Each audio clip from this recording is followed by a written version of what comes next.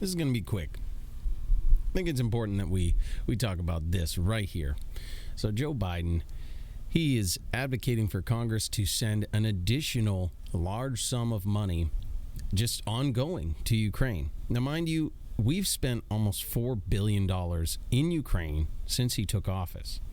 This is absurd. It's a catastrophic amount of money when you consider the fact that our currency is practically worthless already. We have people here struggling to keep up with rising inflation. We have shortages as it is, and it's just one thing after the next. It's like he's piling it on purpose. There's no way that you can do this. I mean, either he's completely moronic, which I'm not saying he isn't, or this is malicious. And I would assume, based on the fact that there are people working around him, he's not making these decisions by himself. Some would argue he's not making any of the decisions. So whoever's making them, this is malicious. This is theft. They are stealing your tax dollars, and they're not representing you. This is the oldest case in the book. This is taxation without representation.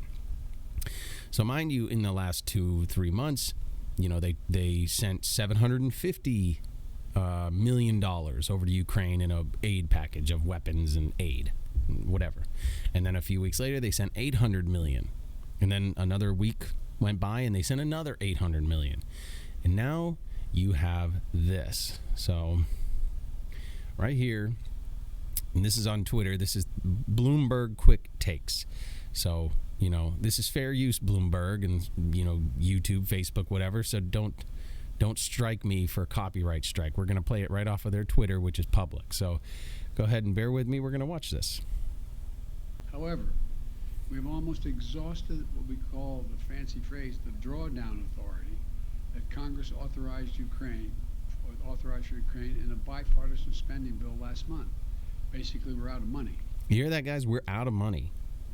And that goes for whatever we've sent to Ukraine, but it also goes for the entire country as a whole. We're getting dicked left and right. Semper Fallace, my friends.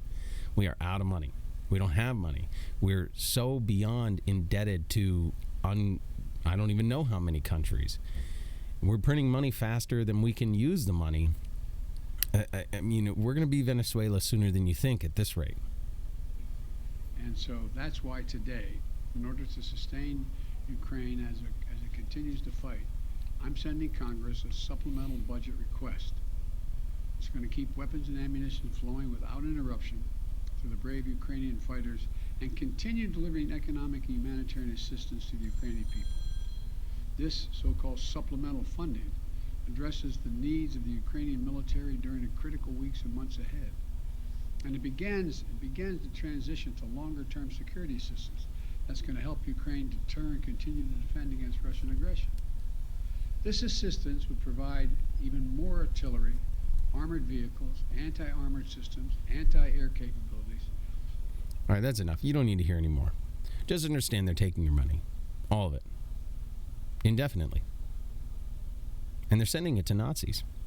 And there's proof. We already went over it last show. Tune into that show, please. Check it out.